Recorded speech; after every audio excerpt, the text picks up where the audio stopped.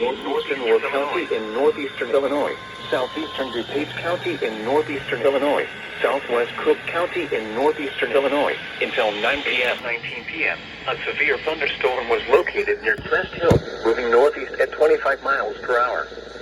Hazard, 60 miles per hour wind gusts and penny-size hail. Source, radar indicated. Impact, expects damage to roofs, siding, and trees.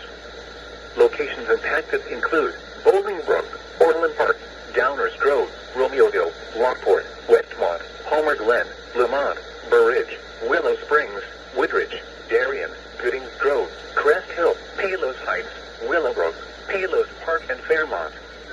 Including the following interstates: Interstate 55 between mile markers 261 and 275. Interstate 355 between mile markers 4 and 17. This includes Argonne National Laboratory and Lewis University. For your protection, move to an interior room on the lowest floor of a building.